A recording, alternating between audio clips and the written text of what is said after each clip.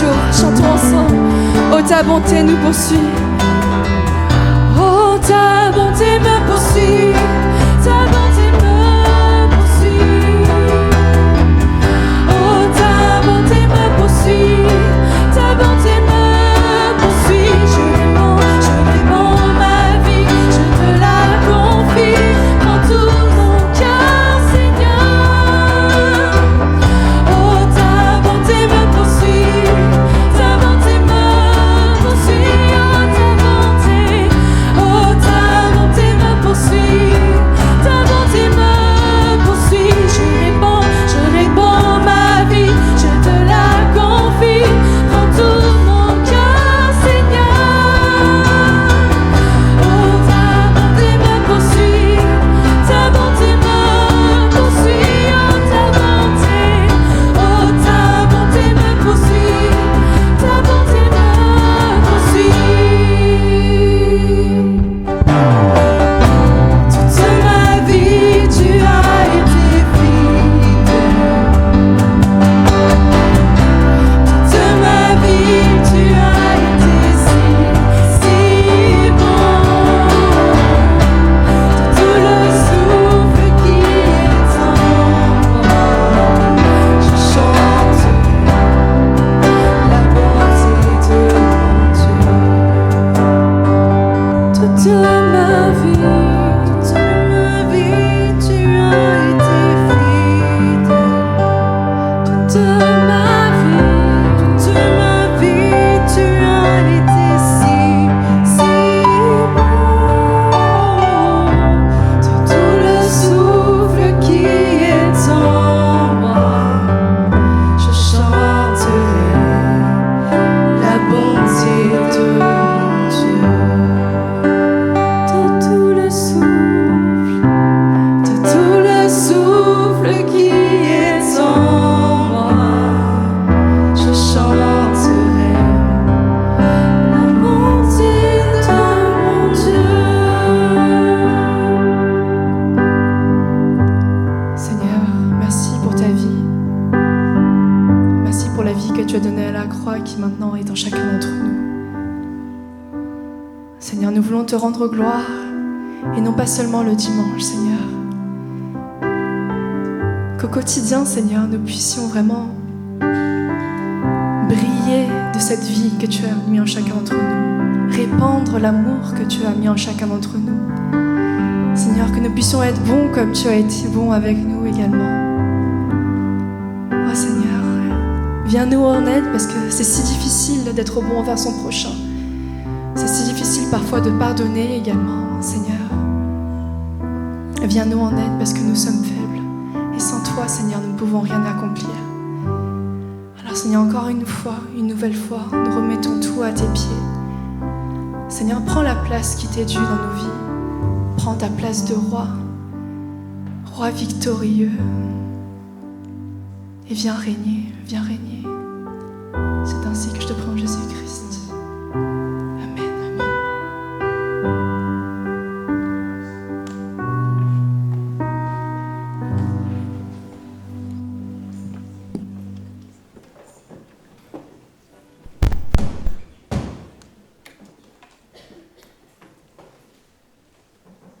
Bonjour l'église, comment allez-vous? Ça va, vous allez bien? Content de vous voir tous. J'espère que vous avez passé une bonne semaine par la grâce de Dieu. On va continuer cette série, du coup, qui est sur... c'est mon micro qui fait clac-clac? Non? Ah, c'est toi, c'est pas grave. Tu t'appelles Loïc, t'as le droit. T'as le droit de tout ce que tu veux. Aucun problème.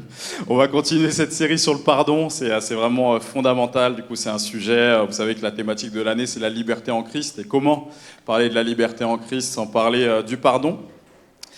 Mais avant de rentrer dans le cœur du message, du coup, j'ai deux petites annonces. Donc, les annonces seront après. Enfin, une petite. Enfin, non, les deux, elles sont grandes d'ailleurs. Les deux, elles sont juste extraordinaires. La première, du coup, c'est plus une vérification. Qui a pris ses billets pour la Boost conférence? Oh, ceux qui n'ont pas levé la main. Du coup, tournez-vous vers ceux qui n'ont pas levé la main et dites-leur honte à vous. mais Dieu vous pardonne parce que vous avez l'occasion d'allumer tout de suite. Non, je voulais vous faire le privilège quand même, du coup on annonce sur les réseaux petit à petit les intervenants, mais bon, du coup je vais teaser un petit peu ici, que vous soyez privilégiés d'avoir le programme en avance. Comme vous l'avez vu sur les réseaux, il y aura le pasteur Saïdou Jibou qui sera là, du coup pour la boost, donc c'est... il mérite. Donc il sera là pour animer un atelier, du coup notamment comment annoncer l'évangile à nos amis musulmans. Il y aura aussi un autre atelier, du coup, un pasteur qui s'appelle le pasteur Alejandro. Désolé pour la jota, du coup, j'ai fait espagnol LV3, donc c'était très, voilà, et c'était très moyen. Donc, qui est pasteur du coup, dans le ministère qui s'appelle Cristo Bibé. Encore désolé pour la prononciation. Mais c'est un grand ministère, du coup, qui est au Mexique. Ils ont un centre de plus de 1200 jeunes qui sont tirés des cartels, qui sont tirés de la drogue, qui sont tirés de tout un tas de choses. Du coup, en fait, Dieu fait des choses extraordinaires au travers de leur ministère. Et du coup, là, ils ont un groupe de missionnaires qui sont maintenant à plein temps à Paris. Donc peut-être vous les avez croisés, ils sont souvent à Stalingrad ou à Porte de la Villette avec des grands t-shirts bleus et des grandes pancartes marquées Jésus t'aime. Donc ils seront là. Donc ils vont pouvoir aussi nous apporter leur expérience, ils vont pouvoir aussi donner des clés, du coup, parce que leur cible, c'est vraiment des personnes qui sont soit dans des réseaux néfastes, ou soit du coup dans des addictions. Eux-mêmes, d'ailleurs, faisaient pour la plupart des missionnaires partie d'un cartel. J'avoue, j'ai un petit côté charnel qui me reste. Quand je suis rentré la dernière fois, je parlais avec eux, j'ai dit à Aurélie, mais tu te rends compte, j'étais assis avec des gars des cartels. Bon bref, c'est encore je pense que c'est encore voilà, Dieu va encore guérir des choses en moi. Il y aura Nadège aussi, Nadège Loco, l'auteur, qui a écrit 2 livres, qui d'ailleurs, il y en a un 3e en préparation, je lui fais la promo, donc a été fortement plébiscitée aussi, elle était là dans les 2 premières, et donc là on la réinvite. Elle va parler de l'évangélisation, et puis la prédicatrice, du coup, franchement, je vous conseille de vous inscrire. Myriam est juste extraordinaire, c'est une jeune qui est en feu, et rien de mieux qu'une jeune pour mettre le feu à la jeunesse, donc ça va être un grand programme. Maintenant, The Announcement. Vous avez vu que mon accent anglais est encore plus pourri que celui d'espagnol. Vous avez vu, du coup, les 2 derniers mois, les 2 derniers mois, du coup, il n'y a pas que moi qui prêche. Vous avez vu le pasteur Kingston, du coup, en fait, c'est habituel, il vient 1 fois par mois. Puis vous avez vu aussi notre frère Bernard. Ok, donc c'était juste pour vous annoncer que Bernard est officiellement, du coup, en stage de pastoral. Donc Bernard, du coup, est dans un cursus, on peut l'applaudir. La semaine dernière, quand le pasteur Kingston a demandé, je crois que tu devais être au fond, non? Du coup, il y a quelque chose où tu t'es pas déclaré, mais je regardais, mais je voyais pas assez loin avec mes lunettes. En tout cas, je suis vraiment heureux. Je suis vraiment heureux. Du coup, Bernard est en train de se former et du coup à la faculté biblique à Vaud, et puis aussi sur le terrain. Du coup, donc forcément, du coup, c'est un cursus qui va être où Dieu va le forger, le former, et moi je bénis Dieu pour son obéissance. Vous savez, la Bible dit que l'obéissance vaut mieux que les sacrifices, et je bénis Dieu pour ce qu'il est en train de faire, du coup en lui, pour lui et ce qu'il va faire au travers de lui. Donc je suis très très heureux de vous annoncer que notre frère Bernard est officiellement en stage. Et puis, vous savez, des fois, comme je vous dis, je suis plus houlette que bâton, mais là j'hésite pas à sortir le bâton. Du coup, si jamais vous avez autre chose à lui adresser qu'un encouragement ou quelque chose qui est positif, on va mettre un octogone au milieu. C'est moi qui vais me charger de vous. OK ? Bibliquement, évidemment. Mais en tout cas, c'est vraiment encouragez-le. Portez-le dans la prière. Engagez-vous même, du coup. Alors, c'est des fois, on dit je m'engage tous les jours. Même si c'est un certain jour de la semaine, ne serait-ce que ça, mais prenez un temps spécifique, je vous le demande vraiment, pour lui chaque semaine, pour le porter dans la prière. Vous savez, le processus de formation, c'est un processus aussi un peu de brisement. Et en fait, il faut le porter dans la prière, et on bénit Dieu, parce que c'est la prière. Moi, depuis que je suis ici, j'entends aussi qu'on veut quelqu'un qui soit ici, qui soit né ici, qui ait grandi ici. Et ça y est, gloire à Dieu. Du coup, Bernard, il rentre dans ce cursus-là. En tout cas, je bénis Dieu pour ça. Donc voilà l'annonce que je voulais vous faire. Donc portez-le dans la prière, encouragez-le, et Dieu va faire des grandes choses, j'en suis sûr. Il en fait déjà. Moi, j'ai été béni par les 2 premiers messages, et c'est que le début. Amen. Ok, on va passer à la parole de Dieu. Alors aujourd'hui, étant donné que 2 des sujets avaient été traités, j'ai changé un peu la thématique. Mais le titre de mon message, c'est « Le pardon comme source de guérison ». Le pardon comme source de guérison. J'aimerais prier, puis ensuite on va aller plus loin dans la parole aujourd'hui. Seigneur mon Dieu, merci pour ce temps. Seigneur, merci pour ce privilège qu'on a d'être dans ta maison. Merci pour le privilège qu'on a d'être dans ta présence. Merci pour le privilège qu'on a d'être pardonné pleinement. Seigneur, à la croix, tu nous as pardonné. À la croix, Seigneur, tu as effacé nos dettes. Et Seigneur, on veut, Seigneur mon Dieu, nous pardonner comme tu nous pardonnes également. Et Seigneur, qu'aujourd'hui, Seigneur mon Dieu, s'il y a quelconque trace d'offense, quelconque trace de non-pardon, Seigneur, dans nos cœurs, que tu puisses les déraciner. Seigneur, la prison de l'offense, la prison du non-pardon est tellement toxique. Et Seigneur, on ne veut pas rester dedans. Seigneur, on sait que l'offense est l'arme forgée par l'ennemi pour ralentir et même faire sortir le chrétien de tes plans. Et Seigneur, on veut être une communauté qui pardonnons. On veut être une communauté qui marchons librement. Et cette liberté en Christ a été acquise par le pardon à la croix et acquise également et transmise par le pardon qu'on s'offre les uns aux autres. Seigneur, ouvre nos cœurs aujourd'hui afin qu'on puisse recevoir chacun notre part dans le nom de Jésus. Amen.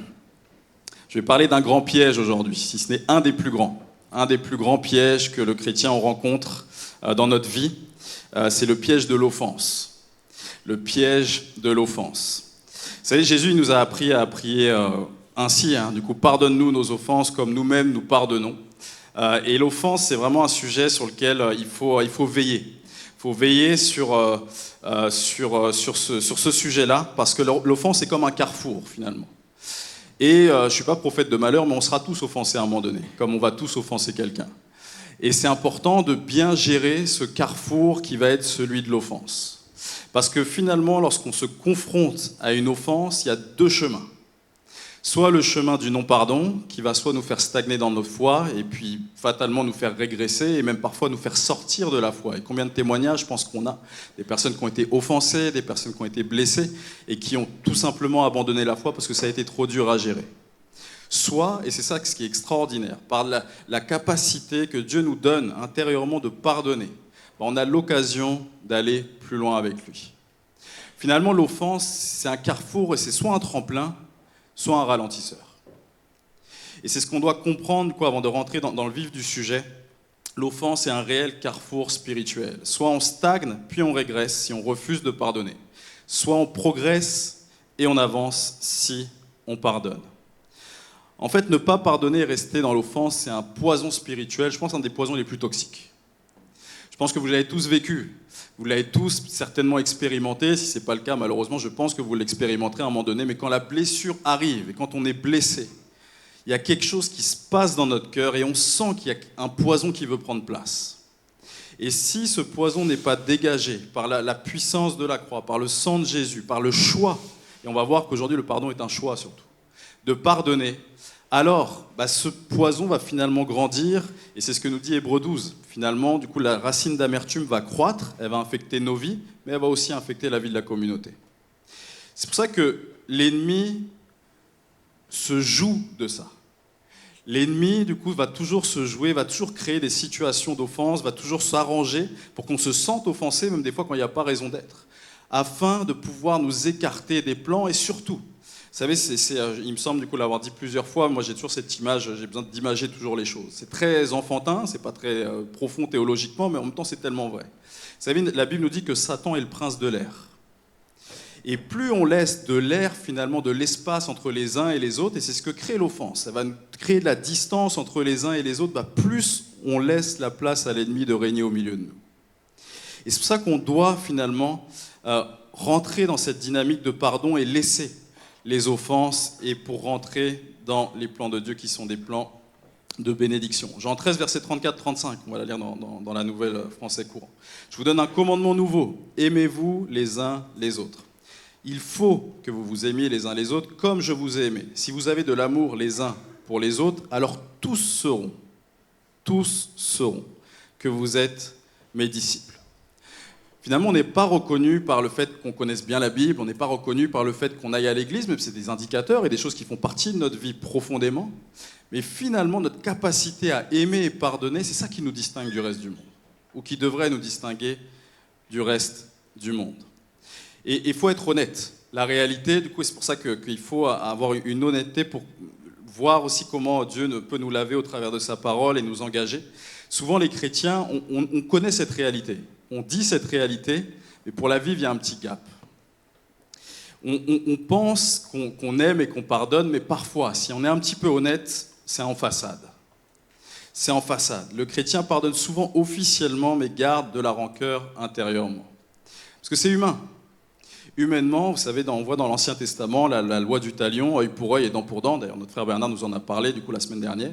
Il y a quelque chose, enfin il y a 2 semaines, il y a quelque chose où on se dit mais c'est horrible comme loi. Mais finalement, c'est parce que Dieu nous connaît tellement que lorsque quelqu'un te crève un œil, tu vas vouloir lui crever les 2 yeux, même les 3. Du coup, tu vas vouloir le créer un pour encore lui crever un autre. Il y a quelque chose dans l'être humain, et c'est profondément charnel, où on n'aime pas être offensé. Et non seulement on a un mécanisme de défense où quand l'offense prend place dans nos cœurs, il y a une réaction qui doit prendre place. C'est une réaction charnelle, épidermique. Et c'est pour ça que parfois il faut prendre ce sujet, je dirais même tout le temps, en considération, parce qu'on ne peut pas pardonner de façade, ou juste parce que c'est chrétien de pardonner, donc on se dit je pardonne, mais finalement on laisse des traces dans nos cœurs. La Bible déclare de garder notre cœur plus que toute autre chose. C'est pour ça qu'on doit y veiller. C'est quand on pardonne, on prie, on bénit ceux qui nous ont offensés, qu'on est appelés enfants de Dieu, c'est ce qu'on vient de dire dans le texte de Jean. Donc, la vérité à saisir, avant qu'on aille un petit peu plus loin dans le sujet, la guérison de l'offense, et c'est ça qui est extraordinaire, mais en même temps qui est aussi difficile, c'est qu'elle dépend totalement de notre choix.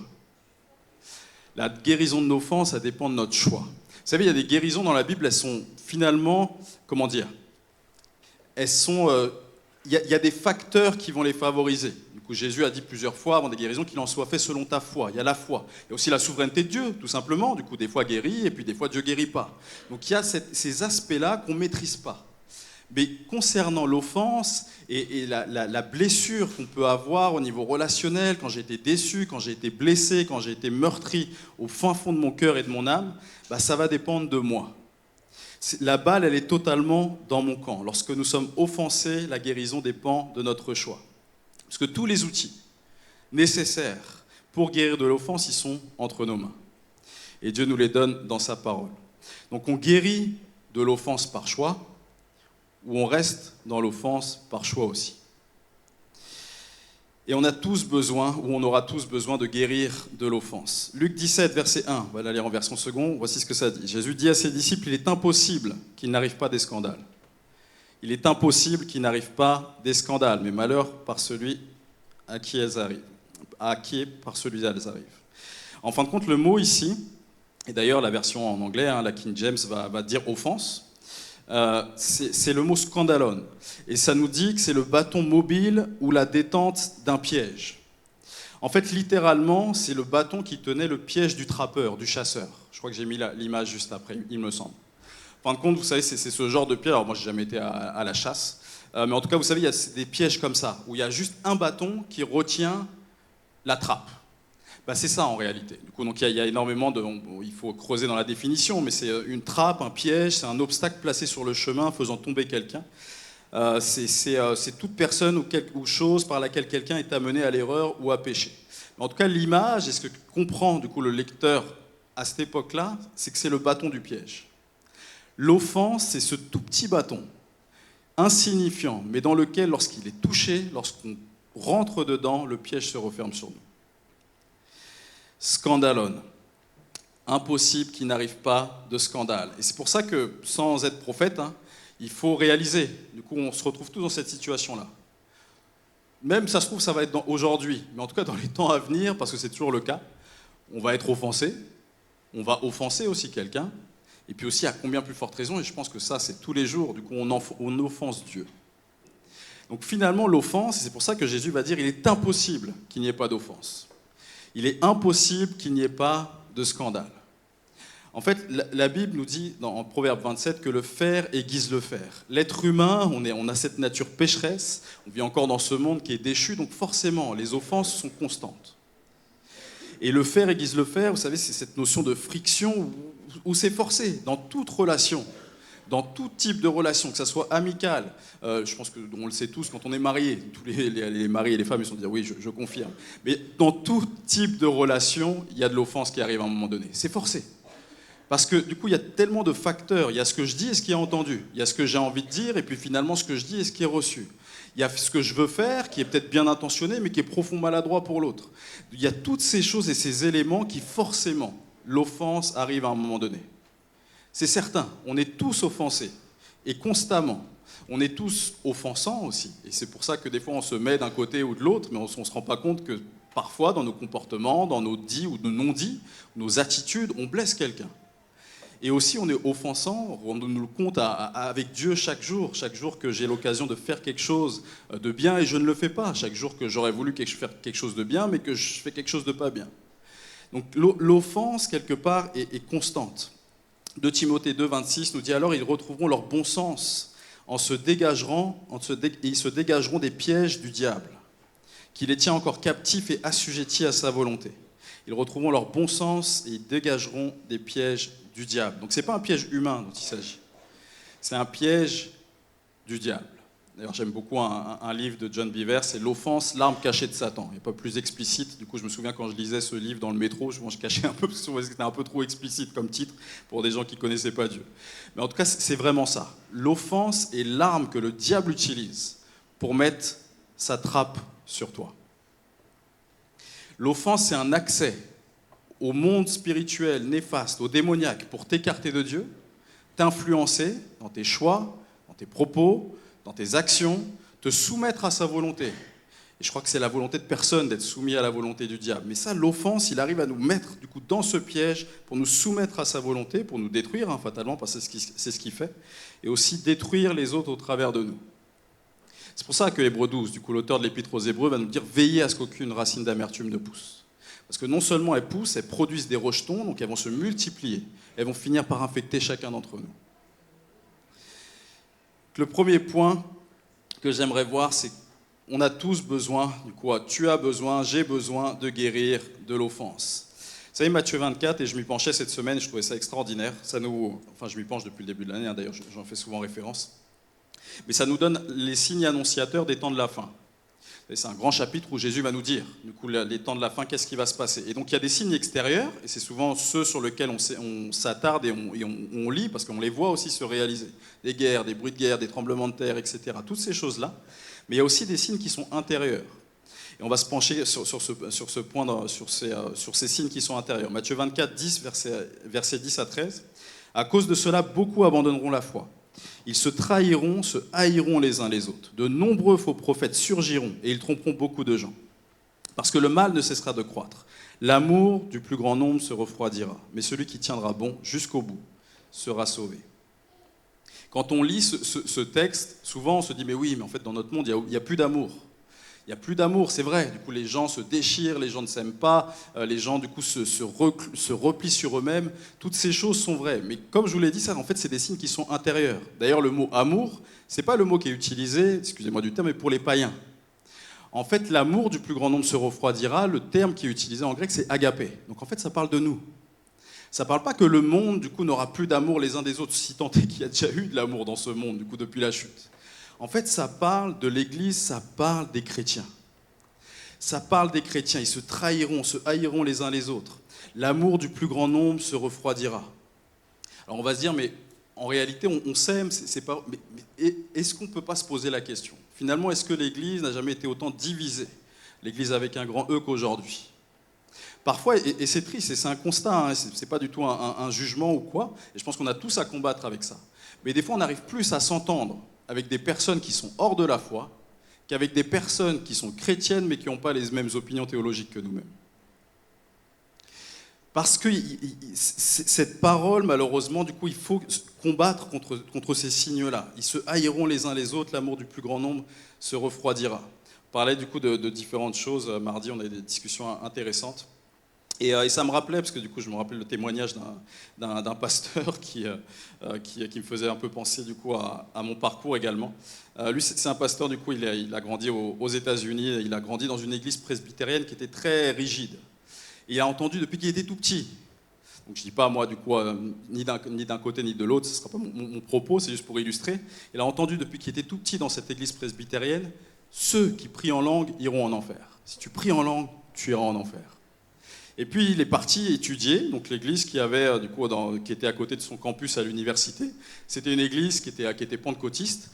Et puis là, il entendait le pasteur disait « Ceux qui prient pas en langue, vous irez pas au ciel ». Et du coup, il se disait « Mais où est-ce que je vais ? Qu'est-ce que je dois faire ? Qu'est-ce que je dois croire ?» Et donc il racontait ce témoignage. C'était vraiment très marrant la manière dont il racontait. Mais finalement, c'est un peu ça. Et des fois, on se rend pas compte que peu importe, et on a le droit d'avoir ses convictions, du coup on a le droit d'avoir des choses aussi, on a le droit d'être d'accord, de ne pas être d'accord, hein. Du coup c'est ça qu'il faut retenir aussi sur des divergences théologiques, mais parfois on s'entre-déchire et on ne se rend pas compte qu'on laisse la haine venir au milieu de l'épouse de Christ, de l'Église avec un grand E. Vous savez, au ciel, il n'y aura pas de dénomination, il n'y aura pas de département. On ne va pas arriver, du coup on va dire, bah, là voilà, les pentecôtistes vous mettez là, et puis les ci et ça, et puis du coup les Congolais ici, et les Wen ici, en fait ça n'existera pas.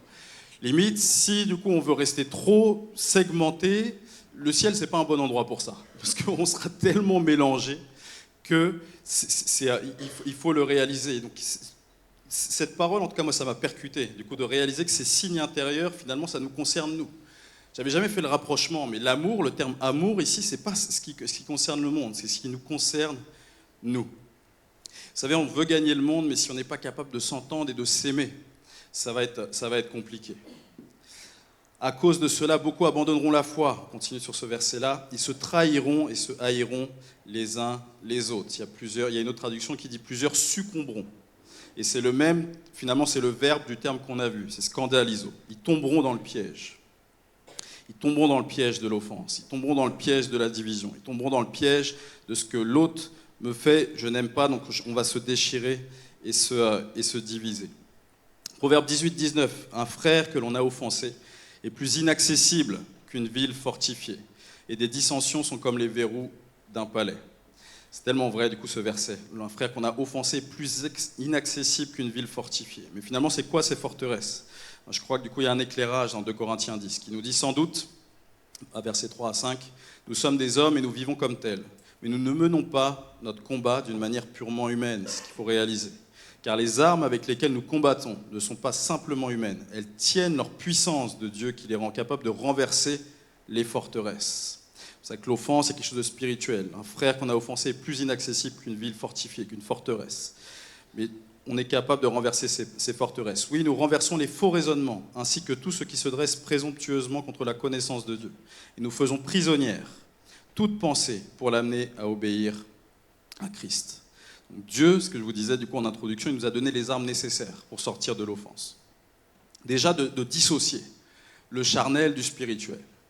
Peut-être que l'offense que j'ai prise, il faut dissocier la personne de l'offense. Il faut dissocier l'offenseur de ce qu'il y a derrière.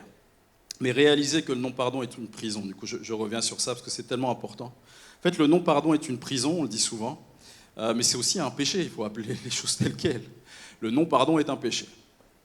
Et vous savez, je crois que c'est un péché dans lequel on a du mal de se défaire. Et c'est pour ça qu'on doit s'y pencher. Mais le non-pardon, en plus, c'est un péché, vous savez, Dieu est un diamant aux multiples facettes, mais le non-pardon, c'est aussi un péché aux multiples facettes. Parce qu'il n'y a pas qu'un péché dedans, c'est un package.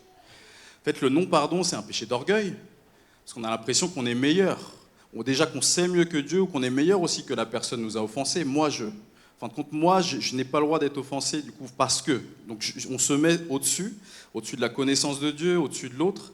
C'est un péché aussi de rébellion. Parce que Dieu nous demande de pardonner. Et en fin de compte, nous, parce qu'on est nous, on retient. Je sais que tu me demandes, mais moi, je suis moi. Donc je me rebelle. Et c'est un péché aussi d'idolâtrie, quand on y pense. Vous savez, l'idolâtrie, c'est ce qui prend du coup la place de nos pensées, de tout notre être, finalement, plus que Dieu. Quand on dit à quelqu'un qui est offensé comme une forteresse, rappelez-vous de chaque situation, du coup, parce que ce message, c'est pour chacun d'entre nous. C'est pas à penser du coup à la personne à côté ou quelqu'un qui a été offensé. Est-ce que, et certainement qu'on a tous vécu des choses qui n'étaient pas cool ici, est-ce que la personne qui t'a offensé, ou l'offense en elle-même, c'est pas quelque chose qui va tourner dans ta tête en non-stop? Et certainement plus que Dieu et sa parole. Où tu vas ressasser la scène. Vous savez, du coup, il y en a même qui se refont le film. J'aurais dû dire ça. Quand il m'a dit ça, j'aurais dû dire ça. Et après, tu te remets dedans. Et en fait, c'est constant. Non, mais il sait pas qui je suis, nanana, et ci, et ça, et ça. Ah, vous reconnaissez des phrases, hein. Je peux continuer si vous voulez. Voilà, il y a tous un rageux au fond de nous, évidemment. Mais vous voyez, du coup, c'est ça ce mécanisme, on ne se rend pas compte. Quand je méditais du coup, sur ce message, je me disais, mais c'est l'idolâtrie en fait. Est-ce qu'on pense l'idolâtrie, c'est ce qui va surpasser Dieu? Est-ce qu'en même temps, du coup, tu te dis ça, puis après tu dis, ah Seigneur, je te glorifie, toi qui... Non, tu vas continuer dans ta pensée là. Il y a même des fois, en fin de compte, et ça amoindrit pas l'offense qu'on peut vivre. Il y a des choses qu'on vit, c'est profondément difficile. Mais il y a des fois, c'est même la première chose à laquelle tu penses quand tu te lèves. Tu te lèves le matin et tu vois soit la scène que tu as vécue, soit la tête de celui qui t'a offensé. Et ça, c'est de l'idolâtrie. Et c'est pour ça que Dieu veut nous débarrasser, parce que c'est tellement toxique. Vous savez, on le dit en rigolant, et je pense qu'il faut en rigoler, mais la réalité, c'est que le non-pardon, ça crée des choses, mais c'est toxique spirituellement et même physiquement. Il y a des personnes qui tombent malades parce qu'ils ne pardonnent pas. Il y a des personnes qui sont totalement meurtries à l'intérieur d'eux, qui se font des ulcères, qui font tellement de choses. Pourquoi ? Parce que le non-pardon est présent. Si tu penses plus à ton offense ou à ton offenseur qu'à Dieu, ton offense est devenue une idole. Et on est tous sujets, malheureusement, à ce genre de situation, et c'est pour ça qu'il faut s'en libérer, saisir la liberté en Christ. 1 Jean 3,15, si quelqu'un déteste son frère, c'est un meurtrier. Et vous saurez qu'aucun meurtrier ne possède en lui la vie éternelle. Vous savez, à partir de Genèse 3, la chute arrive, Genèse 4, premier meurtre, première fratrie, premier meurtre. On a fait le survol de la Genèse, du coup, vous avez ça en tête pour ceux qui sont à DGA. Mais la réalité, c'est que Dieu va dire quelque chose à Caïn, et j'aime mon frère Lucas, là, que vous connaissez, c'est ce qu'il dit tout le temps. On a tous un Caïn caché à l'intérieur de nous. C'est pour ça qu'il faut éveiller. Et Dieu va dire, du coup, quand Caïn va commencer à s'assombrir, ça me dit son visage s'est assombri. Et Dieu va lui dire, le péché est tapis à ta porte. Il ne va pas lui dire, je peux te libérer, ou fais appel à moi. Il va dire, toi, domine-le. C'est pour ça que je vous ai dit, la prison de l'offense et la guérison de l'offense, c'est un choix. Soit je cultive cette colère, je nourris cette amertume, je complète cette rancœur, et dans ce cas-là, ça va arriver jusqu'à un meurtre. Et ce n'est pas forcément le meurtre de la personne. Là, en l'occurrence, du coup, Caïn, c'était le cas. Ou soit je domine sur ce péché-là, ce péché du non-pardon, et je passe à autre chose. Mais quand on reste dans l'offense, on devient un meurtrier. C'est ce que l'apôtre Jean nous dit. En fait, on est un meurtrier, et pas forcément des uns et des autres, mais déjà, on tue la joie. En fait, quelqu'un qui est offensé, en fait, on tue, le non-pardon nous prive de la joie de Dieu. Donc on assassine sa joie, on assassine sa paix, on assassine aussi les destinées que Dieu a pour nous. C'est très compliqué lorsqu'on est rongé par l'amertume. Comme je vous l'ai dit, ça nous fait stagner ou même reculer. On n'avance plus. On ne rentre plus dans ce que Dieu a pour nous. Donc on assassine du coup tous les plans merveilleux que Dieu a pour nous. On assassine son appel. Et on assassine, comme nous l'a dit Hébreux 12 aussi, du coup son Église aussi. Parce que c'est un principe psychologique, mais en réalité, c'est spirituel. Donc, quand on est blessé, on blesse. C'est forcément ce qui va arriver. Et ça concerne tout le monde. Je vous ai dit, du coup, qu'on prendrait mon Chrétien Translate de temps en temps, du coup, l'année. Pas tous les messages, parce que sinon, à un moment donné, ça va nous saouler. Mais là, je me suis dit, c'est le bon moment de ressortir mon application Chrétien Translate. Donc, j'ai mis une autre phrase. Du coup, donc, la première, c'est « Il y a eu un différend, mais on s'est pardonné, on est frères et sœurs ». Chrétien Translate, je prie que la personne ait la gastro à vie. Des fois, est-ce qu'il n'y a pas ça en réalité ? Des fois, on dit de notre bouche, en fait, il n'y a rien. Non, mais c'est bon, du coup, on est frères et sœurs. Mais tu sais qu'au fond de toi, là, si la personne elle a une gastro à vie, ça ne te dérangerait pas. Il y a quelque chose qui te dirait, en fin de compte, une petite galère, ça lui ferait du bien. Parce que ça lui ferait passer à travers ce qu'il m'a fait subir. Mais en réalité, c'est ça, du coup, le péché caché. C'est pour ça qu'il faut pleinement se libérer du non-pardon. Et d'être honnête et transparent. Vous savez ce qui a changé radicalement ma vie, et je ne dis pas que je suis parfait, j'ai des luttes et des combats. Mais la réalité, c'est qu'à un moment donné, j'ai réalisé que Dieu connaissait tout. Et j'ai arrêté, du coup, très vite dans ma vie chrétienne, à prier comme un hypocrite. Et quand je suis blessé, quand j'ai quelque chose où ça ne va pas, quand il y a quelque chose, en fin de compte, qui m'a fait du mal, ou quelqu'un qui m'a fait du mal, je le dis à Dieu réellement. Je dis ce que je ressens, et je ne vais pas enrober. Seigneur, tu nous dis dans ta parole, pardonne-leur. Mais non, du coup, on voit que David, c'est pas ça qu'il faisait dans les psaumes.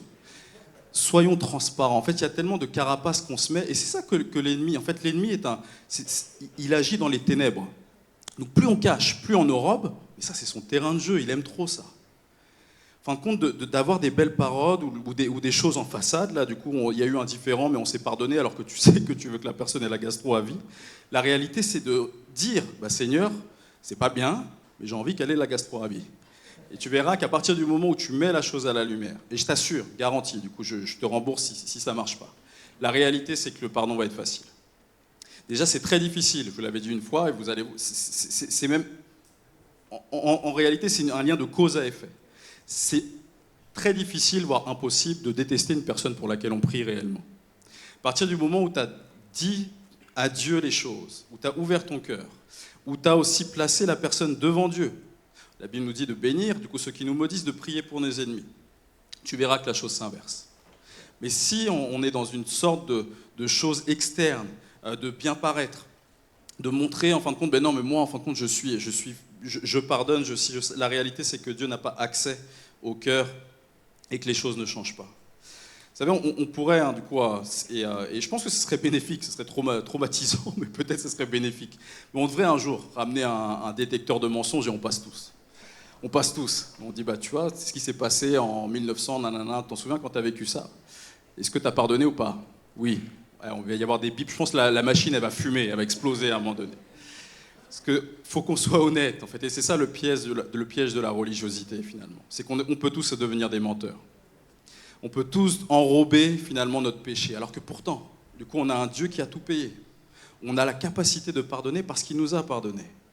Et c'est pour ça que quand on est offensé, c'est le template que Jésus nous donne, du coup, en Matthieu 18, on a la possibilité non seulement de s'adresser à Dieu, mais aussi de pouvoir avoir une discussion franche, ouverte, et de ne pas laisser pourrir ces choses-là. Et c'est tellement important, parce que là, il y a tellement de personnes qui sont passées à côté de leur vie, à côté de leur appel, à côté de ce que Dieu voulait pour eux et faire au travers d'eux à cause de la prison de l'offense. Vous savez, vous discutez, quand vous discutez, c'est ça qui est intéressant, de discuter avec les pasteurs qui, je suis sûr, si on demande à Pasteur Kingston, c'est ce qu'il va dire. Ceux qui sont très avancés du coup dans le ministère, et qui ont fait des années du coup de rodage, et même sans beaucoup d'années, en fin de compte on s'en rend compte très vite, le plus grand piège c'est celui de l'offense. Le plus grand piège c'est comment tu vas gérer les blessures. Comment tu vas gérer du coup ces choses-là. C'est pour ça qu'on doit réaliser que derrière l'offense, c'est pas petit ce qui se passe. C'est la trappe que l'ennemi utilise pour détruire. 2 Samuel 13, 22, j'aime beaucoup ce verset parce que ça montre des fois l'attitude qu'on peut avoir. Quant à Absalom, il n'adressait plus la parole à Amnon, ni en bien ni en mal, car il l'avait pris en haine, à cause du viol de sa sœur Tamar. Donc finalement, d'extérieur, on aurait pu se dire, Absalom, tout est correct avec son frère. Ça ne se voit pas. Il n'en parle ni en bien ni en mal. Mais pourtant, si on avait fait passer Absalom au détecteur de mensonges, là, on aurait découvert des trucs qui n'étaient pas très beaux. Et ça, c'est l'attitude du coup religieuse qu'il faut écarter de chacune de nos vies. D'être transparent devant Dieu, d'être transparent sur ma situation. Je suis offensé. Vous savez, la Bible nous dit de prier pour nos ennemis parce que certainement vous allez en avoir. La Bible nous dit de prier en fin de compte pour ceux et de bénir ceux qui t'ont maudit ou de prier pour ceux qui te persécutent parce qu'il va y avoir aussi. Il est inévitable qu'il y ait des sujets d'offense. Et c'est pour ça qu'on doit du coup ne pas couvrir les choses, d'avoir une attitude de façade et laisser cette offense ronger notre cœur. Parce que l'offense, elle fait deux choses. Elle nous isole, elle nous plonge dans une solitude qui va être destructrice et elle nous rend vulnérables. Et c'est ce qu'on a vu là quand on lisait Matthieu 24. Ça nous parle pile entre ces deux versets qu'on a lus, ça nous parle des faux prophètes. Et je crois très sincèrement, parce que Jésus ne fait jamais rien au hasard et que la Bible est parfaite, qu'il y a un lien de cause à effet. Lorsqu'on est blessé, lorsqu'on garde l'offense, en fait, on est sujet à se faire séduire. On est sujet à se faire séduire par les faux prophètes. Et c'est important, du coup, et les faux prophètes, ça peut être des faux pasteurs, mais pas que. C'est vrai qu'on subit, mais il n'y a pas que nous. Parce qu'en Matthieu 7, ça nous dit, gardez-vous des faux prophètes, lorsqu'ils vous abordent, ils se donnent l'apparence d'agneau. D'accord? Donc pas de berger, mais d'agneau. Donc en réalité, les faux prophètes, ils sont partout. Et quand on est offensé, lorsqu'on est dans la prison de l'offense, ils savent nous repérer. Ils savent très bien. Ils savent à quel point, du coup, nous détourner, nous séduire par des belles paroles. Attention aux faux prophètes lorsqu'on est offensé. Et ce que d'ailleurs nous dit Paul en Acte 20, du coup il va dire 29-30, « Je sais, quand je serai plus là, des loups féroces se glisseront parmi vous, ils seront sans pitié pour le troupeau, de vos propres rangs surgiront des hommes qui emploieront un langage mensonger pour se faire des disciples. » En tout cas, on voit une sorte de régression du coup, dans le texte de Matthieu 24, là, les versets qu'on a lus de 10 à 13. Il y a une offense, certainement, parce que du coup, la haine ne vient pas gratuitement, mais il y a quelque chose, il y a un truc qui a mal été géré, puis ça crée un repli. Du coup, ils se trahiront, ils se haïront les uns les autres, donc c'est division, repli sur soi. Ça devient des proies pour les séducteurs, des faux prophètes surgiront. Et puis ça devient du coup des personnes qui sont anomia, parce que dans le texte, c'est ça que ça dit. L'amour du plus grand nombre se refroidira, celui qui tiendra bon sera sauvé, ça nous parle d'iniquité, d'anomia, des personnes qui sont sans loi. Plus notion d'autorité, qui deviennent rebelles, qui sont plus en phase avec les voies de Dieu et les principes de son royaume. Point 2, je vais rapidement. La proximité, c'est ça aussi qu'il faut réaliser pour pouvoir être honnête et laisser Dieu nous guérir de toute offense qu'on peut traverser. La proximité détermine l'impact de l'offense. Vous savez, je ne sais pas si vous êtes un jour baladé dans la rue et vous êtes fait insulter. Je sais que mesdames, ça vous arrive beaucoup, désolé, du coup, on est dans un monde qui n'est pas très cool. Moi, ça m'est déjà arrivé, hein, gratuitement. Et ça m'a rien fait. Enfin, je ne sais pas si pour vous, du coup, alors moi, c'était pas du coup non plus quelque chose de très lourd comme vous pouvez subir les femmes, mais la personne m'a insulté gratos, et ça m'a absolument rien fait. Parce que c'est une personne que je connais pas, c'est une personne que j'ai croisée une fois dans ma vie, et ça nous passe par-dessus. Mais par contre, et c'est ça qu'il faut réaliser, c'est pour ça que l'Église, finalement, c'est un lieu de bénédiction, mais un lieu potentiel, où l'offense peut prendre place. Pourquoi ? Parce qu'on est tous proches les uns les autres. Donc forcément, étant proches, on s'aime, on laisse notre garde se baisser, et forcément, c'est certain, il est impossible qu'il n'y ait pas de sujet d'offense, on redit la parole qu'on a lue. Et regardez ce que dit David, c'est intéressant dans le psaume 55, hein, c'est un psaume très beau. Il va dire au verset 12, « Des forces destructrices agissent dans ses murs, l'oppression, la tromperie ne quitte pas ses grandes places.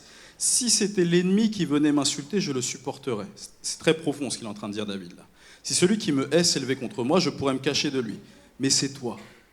C'est toi qui es un homme de mon rang, toi de mon intime qui m'est si familier, avec qui je prenais plaisir à échanger des confidences quand nous allions ensemble avec la foule dans la maison de Dieu. » Et ça, c'est les offenses qui font le plus mal, finalement. En fin de compte, c'est quand la personne est proche. En fait, en tout cas, beaucoup de commentateurs le pensent, hein, David, il est en train de parler d'Achitophel, là. Vous savez, c'était son conseiller, son bras droit. Et on voit qu'il l'a trahi, il s'est éloigné, il a laissé du coup l'offense dans son cœur, hein, et puis il s'est éloigné avec Absalom. On en parle du coup deux fois de suite de lui.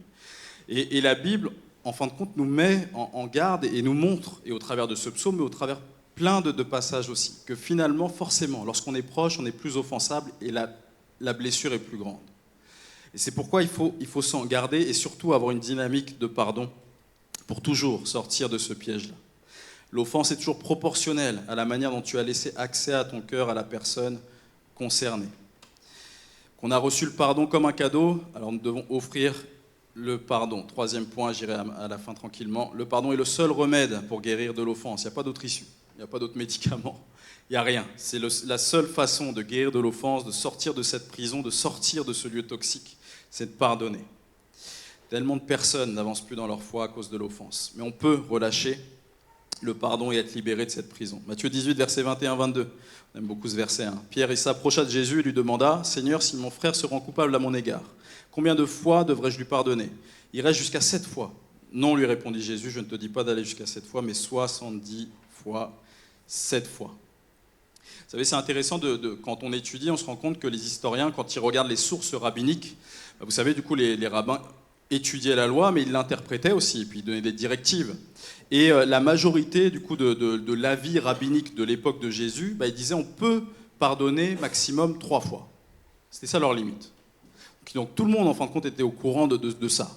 En fait, on pardonne 3 fois maximum. Et encore, même dans leur pardon 3 fois, c'était à toi de mettre le cadre du pardon. Donc, vous voyez, c'était pas vraiment un vrai pardon. Donc, non seulement c'était limité dans le nombre de fois, et puis en plus c'était limité aussi dans la forme. Tu mets un petit peu le cadre du pardon que tu veux donner.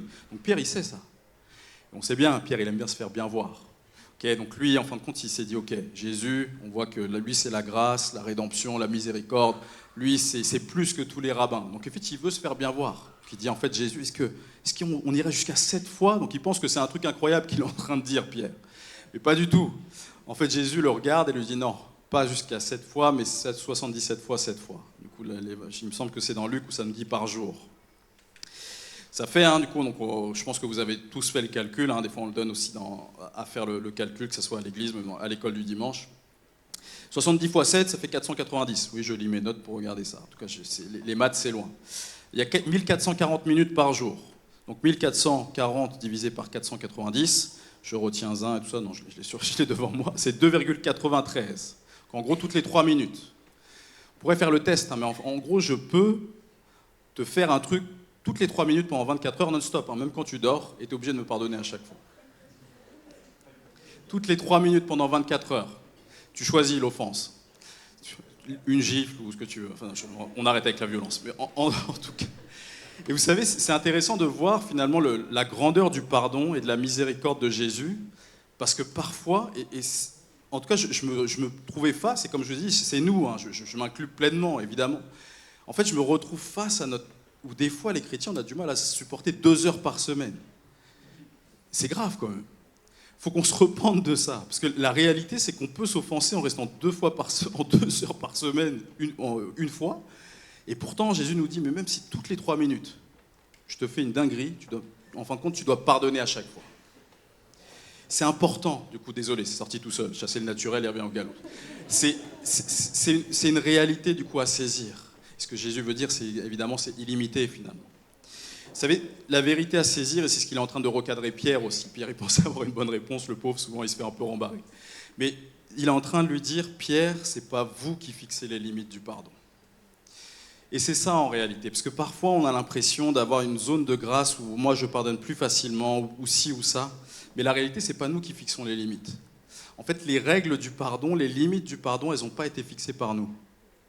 C'est Dieu qui les fixe. On ne choisit pas d'être offensé, mais on choisit de rester offensé. On pense à cette parabole, on ne la lira pas, mais je vous parlais de Matthieu 18, où Jésus va nous dire comment gérer les conflits, etc. Et puis après, il va parler du coup de cette parabole. En effet, il est du royaume des cieux comme d'un roi qui voulut régler ses comptes avec ses serviteurs. Lorsqu'il commença à compter, on lui présenta un qui lui devait 60 millions de pièces d'argent. Vous connaissez du coup la suite de cette parabole. Et du coup, il va recevoir du coup l'effacement de cette dette. Et puis, il ne va pas faire grâce du coup en retour. On va juste placer une vidéo. Je suis désolé, on dépasse un peu l'heure, mais c'était quelque chose qui s'est passé il y a plusieurs années, je pense 4-5 ans, et c'était tellement extraordinaire, on va la regarder, et ça va nous mettre aussi en lumière de ce que Dieu a fait pour nous, dans une toute petite mesure. Pendant que la vidéo arrive, c'était dans une université à Atlanta. En fait, il y a un milliardaire qui a, vous allez voir, qui a effacé la dette de tous les étudiants à la remise des diplômes.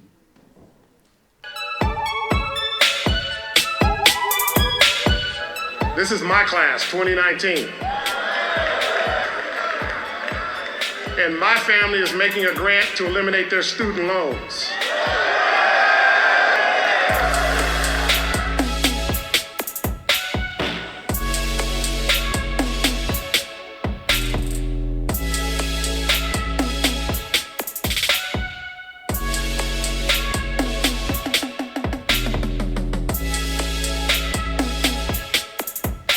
We're going to put a little fuel in your bus.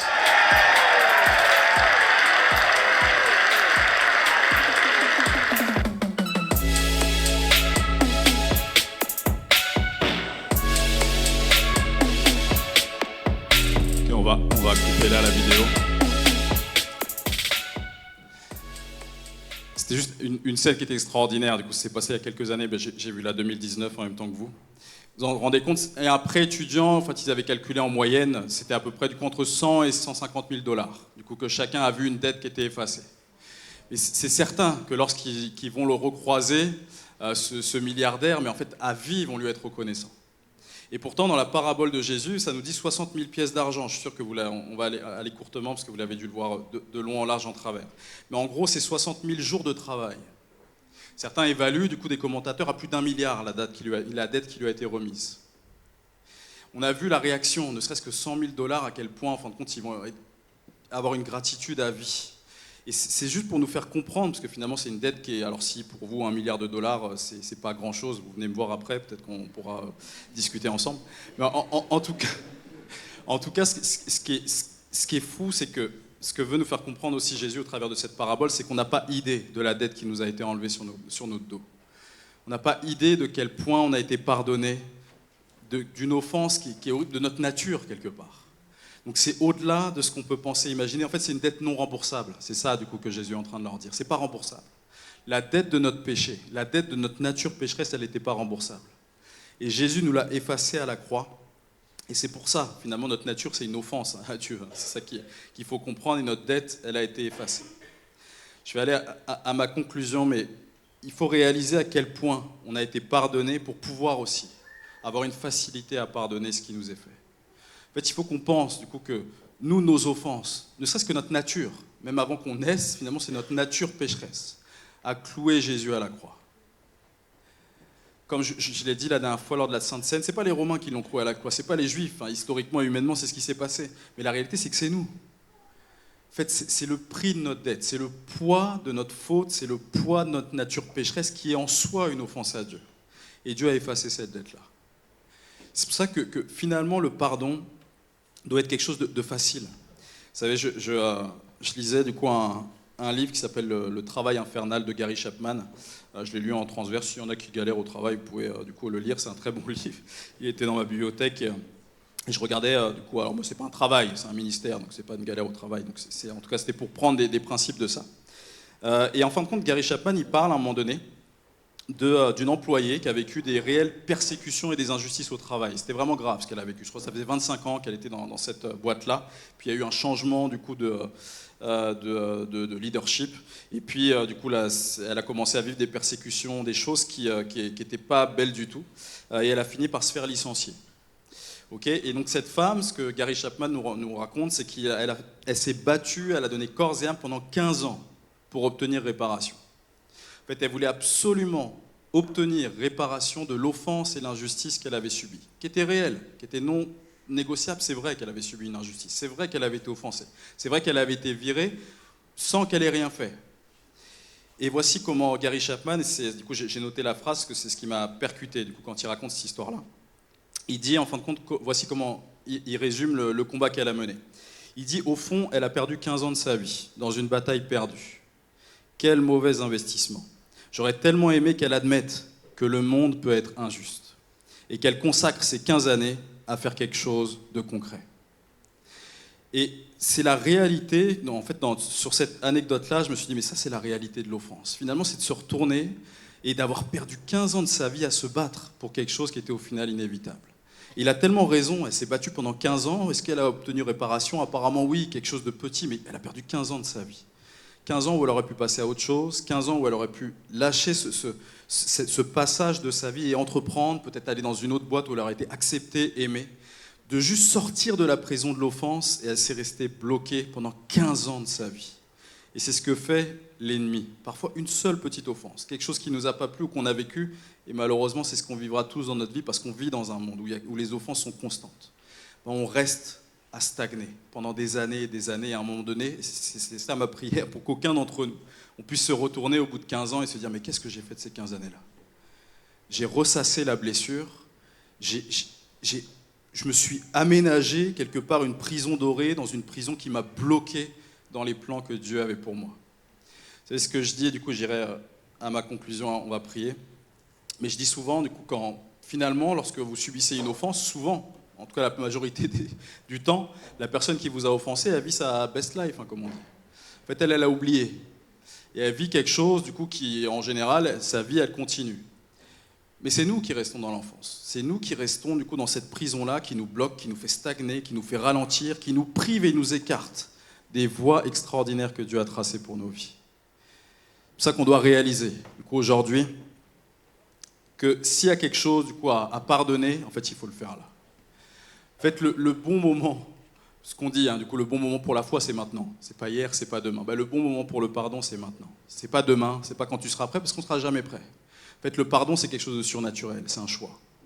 Soit je choisis de rester dans l'offense, et je me mets dans cette prison qui va m'intoxiquer, qui va me pourrir spirituellement, et qui va me faire passer à côté de ma vie, littéralement. Ou soit je décide de pardonner.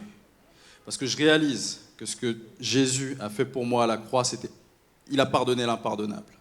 Donc, de ce fait-là, je peux relâcher le pardon, quelle que soit l'offense que j'ai vécue. Vous savez, j'aime ce verset de Romains 14, 17, ça nous dit le royaume de Dieu, c'est la paix, la joie, la justice par le Saint-Esprit. Quelle chose de ces trois choses le non-pardon ne te prive pas? Le non-pardon, il enlève ta paix, il enlève ta joie, et il ramène nullement justice. Donc la totalité du royaume de Dieu, c'est pour ça que je vous dis que c'est une trappe. Elle est effacée par la prison du non-pardon. C'est pour ça que l'ennemi s'acharne à ce que tu restes offensé. C'est pour ça que l'ennemi s'acharne à ressasser la blessure pour que jamais tu pardonnes. Parce qu'il sait que tant ce qui te garde là-dedans, tu n'auras pas de paix, tu n'auras pas de joie, et en plus de ça, tu n'auras pas de justice. On va se lever ensemble, juste prendre un temps de prière. Je pense que la réalité, il n'y a même pas besoin de demander, parce que tout le monde, on a tous des choses à pardonner, des choses à se faire pardonner. Et la réalité, je pense que c'est important qu'on se place tous devant Dieu pendant quelques instants et qu'on lui demande, et qu'on choisisse, qu'on se positionne spirituellement. Éternel mon Dieu, nous voici devant toi.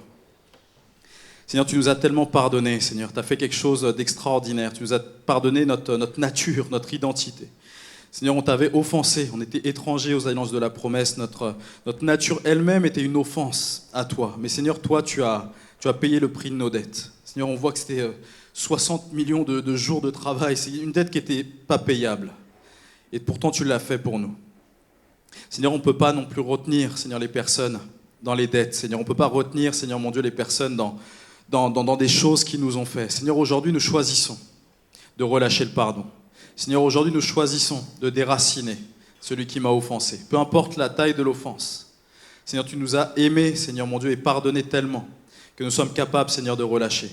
Seigneur, nous saisissons notre liberté en Christ et nous ne resterons pas dans l'offense. Nous ne resterons pas dans cette prison du non-pardon. Seigneur, comme tu nous as pardonné, Seigneur, on veut pardonner, Seigneur, notre prochain. Seigneur, je crois, Seigneur, qu'aujourd'hui, il y a des personnes qui passent de la captivité à la liberté. Seigneur, merci parce que, Seigneur, tu nous fais passer des ténèbres à ton admirable lumière. Seigneur, le piège de l'offense est peut-être refermé, mais Seigneur, aujourd'hui, par le pardon, tu enlèves, Seigneur, cette trappe et tu permets, Seigneur, à quelqu'un de marcher dans la liberté que tu as pour lui. Seigneur, tu restitues la paix, tu restitues la joie, tu restitues la justice parce que toi seul es justice, dans le nom puissant de Jésus. Amen.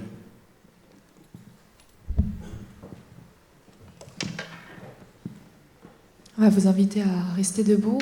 On va chanter ce chant qui dit « Nous n'avons qu'un seul Père, nous n'avons qu'un Sauveur, qui pour nous s'est offert alors que nous étions indignes et pécheurs. Nous n'avons qu'un seul Roi, nous n'avons qu'une seule foi. Au pied de la croix se brise ce qui nous divise. Nous sommes une seule Église. » Je vous invite à prendre ce chant vraiment comme une prière, un peu comme ce que le pasteur nous disait, c'est que le poids de notre péché était si grand que par nous-mêmes, on n'aurait jamais pu l'accomplir. Mais par la grâce de Dieu, par la venue de Jésus-Christ sur terre, il nous a permis à nouveau d'être réunis avec le Père. Alors aujourd'hui, laissons tomber toutes nos barrières, laissons tomber toutes ces choses qui nous séparent les uns des autres. Parce que nous sommes ensemble, chacun et les autres, une seule Église.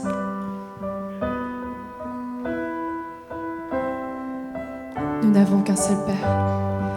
Nous n'avons qu'un seul Père. Nous n'avons qu'un Sauveur qui pour nous s'est offert quand nous étions indignes et pécheurs. Nous n'avions qu'un seul Roi. Nous n'avons qu'une seule foi. Au pied de la croix se brise ce qui nous divise. Nous sommes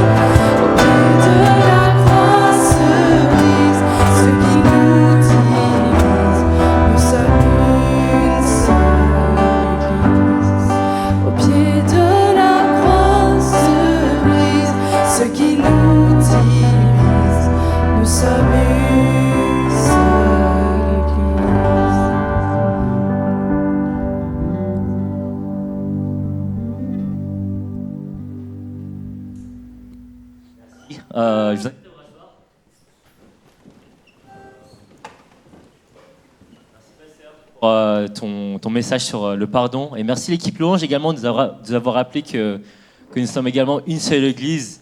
Et j'aimerais vous faire quelques petits rappels. Je pense que techniquement vous connaissez par cœur les annonces. Mais des fois c'est... Wherever you stay, don't you forget that love is always coming your way. No matter how far, how broken you are, don't you forget that love is always coming your way. Hey, yeah. I don't know you, but I know you got tension in your neck. Stressed out, too addicted to your phone to go to bed. If that's you, then take a breath. Yeah. Feel these words inside your chest. You are loved, you are chosen. Your body isn't broken. For every door that closes, a better one gets opened. You got a light inside, too radiant to hide. If you don't think so, let me change your mind. Wherever you go, wherever you stay, don't you forget that love is always coming your way. No matter how far, how broken you are, don't you forget that love is always coming your way. Always. And you ain't gotta do a thing to get that love. You ain't gotta act nice to get that hug. It don't matter if you stuck inside that mud, the sun's still gonna be shining down on us. If you've ever felt left out, burdened, or weak, I promise not to lie straight from the enemy. Coming for your mind, body, soul, and energy. But do not be deceived, cause you are loved, you are chosen. Your body isn't broken. For every door that closes, a better one gets opened. You got a light inside, too radiant to hide. If you don't think so, let me change your mind. Wherever you go, wherever you stay, don't you forget that love is always coming your way. No matter how far, how broken you are, don't you forget that love is always coming your way. Always.